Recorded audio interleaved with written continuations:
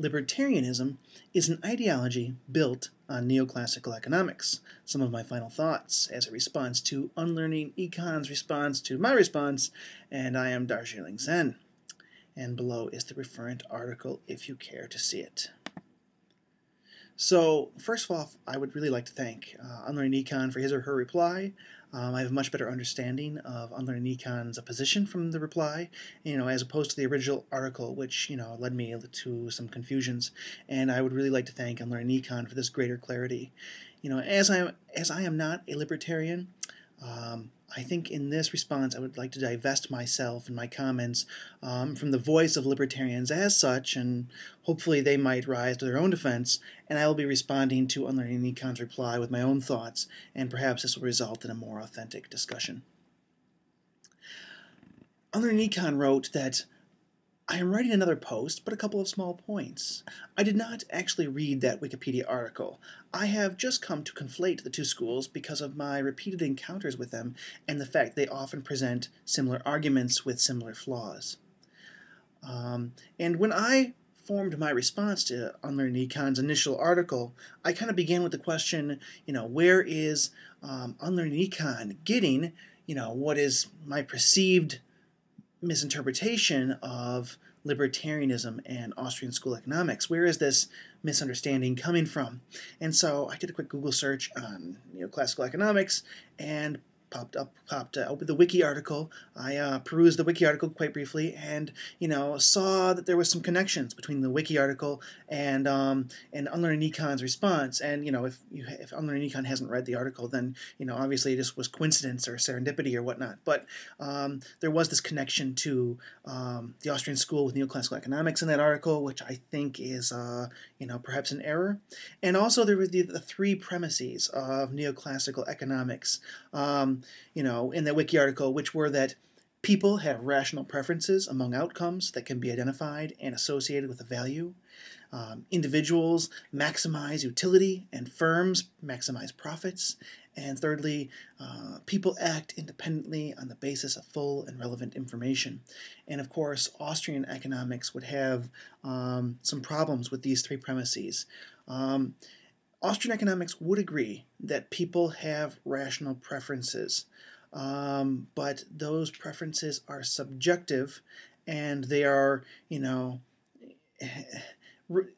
go into rational later, but they are rational in terms of people are acting because they have preferences. They feel a felt uneasiness, which impels them to act. Impels them to act to accomplish or to affect a preferred outcome based on their subjective preferences. So, so long as a person does what they think is going to have the outcome that they want, Austrian school, I guess you could say philosophy, which is really called praxeology.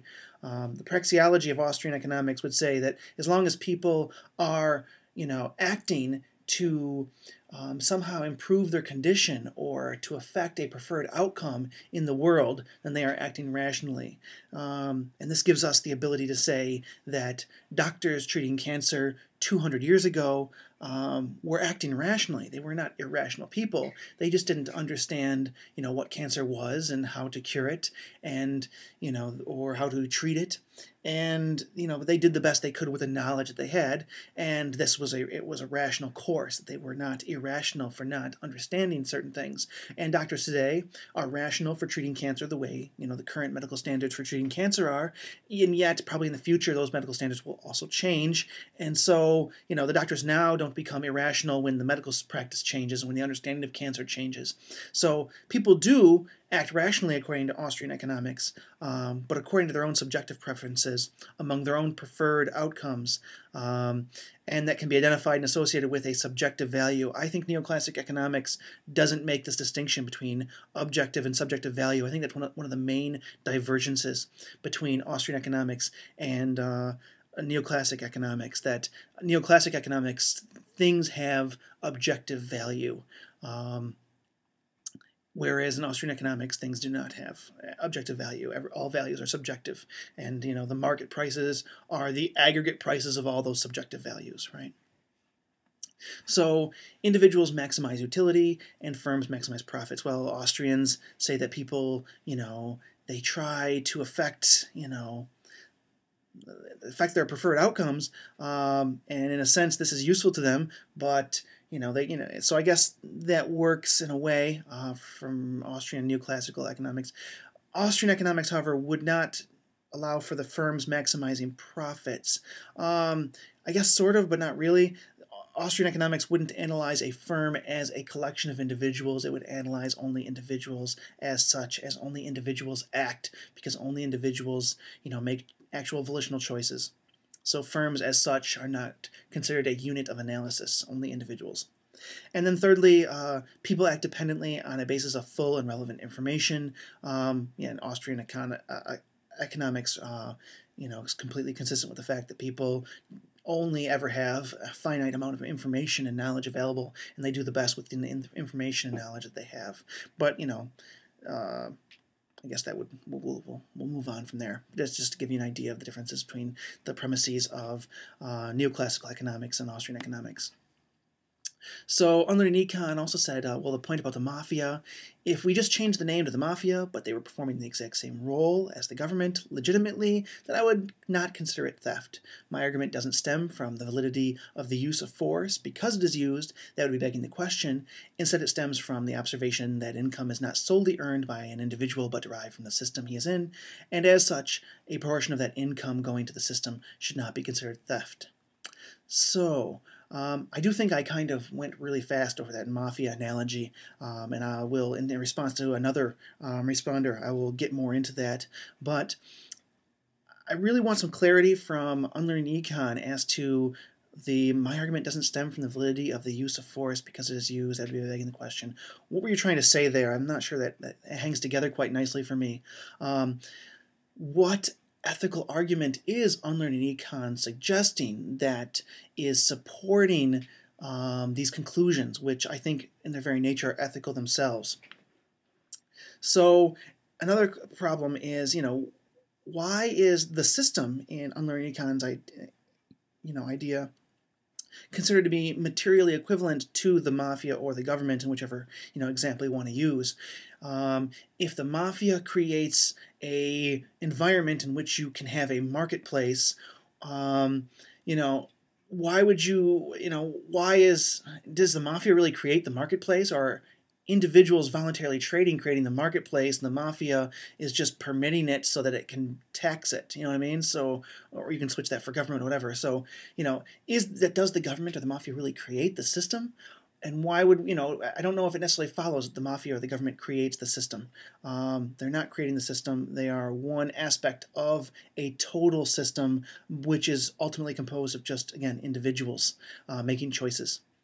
So the next part is, if we are to assume that the government or the mafia does create the system, even if we are to concede that point, and I'm not sure I'm willing to do that, why can't any individual or group of individuals claim this legitimization, and be able to coerce property from other individuals? How do you legitimize? Where's the basis of this? There's got to be some kind of ethical theory which is supporting this stuff, which is just being implied or, is implicit within these conclusions, but isn't being made explicit. And I guess I'm asking UnlearningEcon to be a little more explicit as to the ethical theory which is kind of creating these conclusions. Why do you think these things are as, you do? I would say that, when we look at any ethical theory, we need to look at its ability to be universalized, or the universalization of ethics as a general principle of ethics. If, we have a system of ethics which, isn't universal, which isn't for all people at all times and all places, you know what I mean? And there is a different set of standards for different groups of people, then we really create an ethical situation in which some people are the rulers and other peoples are the serfs or peasants or slaves, or, whatever other word we want to use. There's a super individual and a sub individual, and, that doesn't seem, at least that doesn't meet my intuitive ethical approach. We'll say that much. I'll go there. So UnlearningEcon says that the workers are consumers of aids my point. My point is that workers are placed in hierarchical institutions in which they have little to no control over conditions. The idea that it is okay because when they are not working, they can demand products they want opens up massive ethical can of worms. See Thorstein Veblen. I apologize if I mispronounced that. And I apologize to UnlearningEcon if my comment seemed evasive. I feel that UnlearningEcon's employment of hierarchical institutions as a phrase is indicative of some kind of ethical theory of one sort or another in which he evaluates these institutions, and I would really like UnlearningEcon to explicate this theory. And kind of really map it out in detail. For myself, I would reply that I would not consider a hierarchical institution as an ethical problem in and of itself, so long as the membership and association with that institution is voluntary and consensual.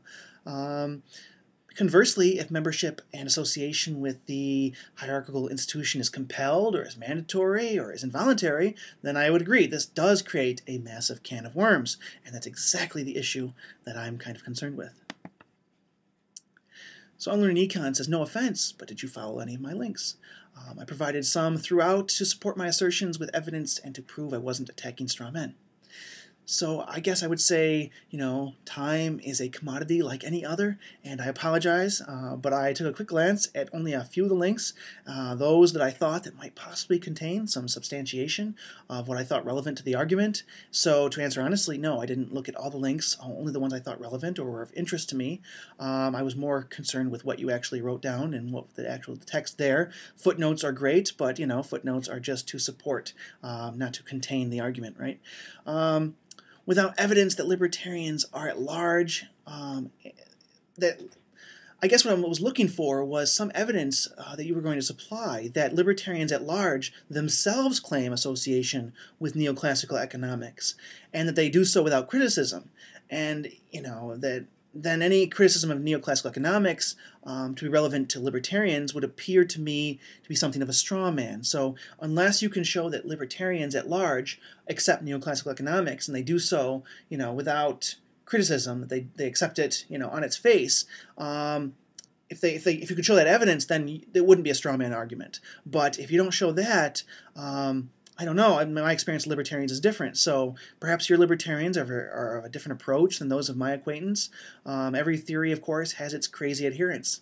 And on that kind of subject, I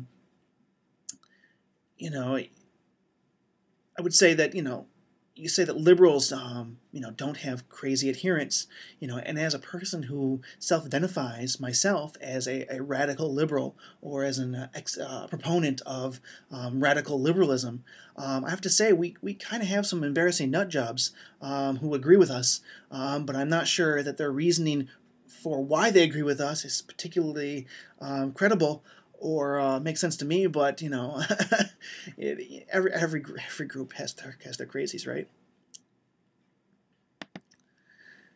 So UnlearningEcon says the force thing is a red herring because Kaplan's argument actually wasn't about force, it was more about policy prescriptions. He doesn't like democracy because it doesn't come to free market conclusions.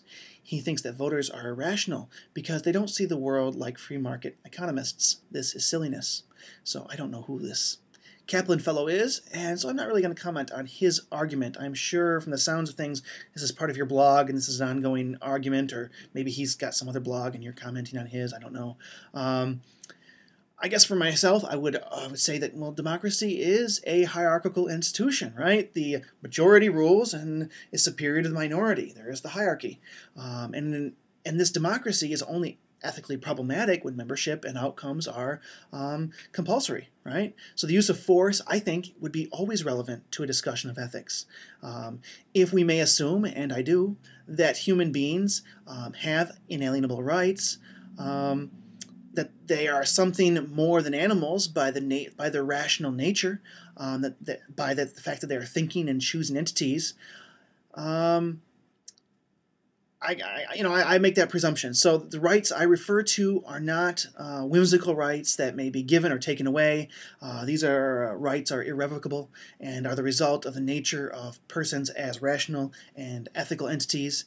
And if rights can be merely given and taken away at any time, then ethics really becomes a discussion about the giving of these supposed rights by what, some other group of person, God, something else, I don't know, where, we have to create an entire interesting little back system where some group of persons has this special right to give rights and they can take them away, and there has to be something based on reason, something that's objective, something that's not based on, your opinion or my opinion, but, reason and logic itself. Otherwise, ethics is in some trouble. I guess, I would also support the free market, and I would say that the free market, for me at least, the way I use the term, the free market represents the whole of voluntary and uncoerced interactions and trades between individuals. I approve of the free market in my meaning of the phrase because it is voluntary and consensual. When interactions are forced, coerced, or compelled against the will of one or more persons, then I think this is where we get into some serious ethical objections. So, stagflation is not theoretically impossible in Keynesianism, only a neoclassical synthesis Keynesianism which uses the Phillips curve interpreted completely wrongly from what Phillips said, by the way, and rejected by Keynes. I'd be interested if you have some quick ability to, find where Keynes said that stagflation is possible and should be expected, given our manipulations in the financial institutions and currency. My amateur understanding of the situation is that stagflation, at least originally, was theoretically impossible for Keynes, and obviously the neo-Keynesians have obviously had to make attempts at reconciling the contradiction, and I believe my understanding of how they've done so is by separating aggregate demand by aggregate supply and saying that these are two different things now and then they can operate independently under certain circumstances. But my amateur understanding is that Keynes, at least, thought that stagflation would be theoretically impossible because if an economic depression in Keynesianism is caused by a reduction or a deceleration in the velocity of money, then inflating the currency should always result in an acceleration of the velocity of money and thus, the opposite of a recession or depression. So, again, that's just my thing. Maybe you could help me out in understanding better what Keynesianism thinks. I'm far more versed in Austrian economics and have not paid too much attention to Keynesianism as, after I came to the point to rejecting it. If I may, I'll quote Rothbard here for an Austrian perspective on Keynesianism. For what it's worth, it might, even if you're a Keynesian, it might be worth knowing what the Austrians think of the Keynesianism, and you could probably explain to me what the Keynesians think about the Austrians, or perhaps you already have, I'm not sure. So, Keynesian and neo-Keynesian compensatory fiscal policies advocates that government deflate during an inflationary period and inflate incurred deficits financed by borrowing from the banks to combat a depression. It is clear that government inflation can relieve unemployment and unsold stocks only if the process dupes the owners into accepting lower real prices or wages. This money illusion relies on the owners being too ignorant to realize when their real incomes have declined, a slender basis on which to ground a cure. Furthermore, the inflation will benefit part of the public at the expense of the rest. And any credit expansion will only set a further boom-bust cycle into motion. The Keynesians depict the free market's monetary fiscal system as minus a steering wheel, so that the economy, though readily adjustable in other ways, is constantly walking a precarious tightrope between depression and unemployment on one side and inflation on the other. It is then necessary for the government, in its wisdom, to step in and steer the economy on an even course. After our completed analysis of money and business cycles, however, it should be evident that the true picture is just about the reverse. The free market, unhampered, would not be in danger of suffering inflation, deflation, depression, or unemployment, but the intervention of government creates the tightrope for the economy and is constantly, if sometimes unwittingly, pushing the economy into these pitfalls. So that's basically, the Austrian perspective on Keynesianism and Keynesian economics. I'd really like to thank UnlearningEcon for, making things clearer. Again, I would like to see really a detailed explanation of the ethical theories that are leading to UnlearningEcon's conclusions that I think are implicitly ethical. And maybe I can learn a little bit more on Keynesianism and, in that perspective. So, thank you so much. Have a good night.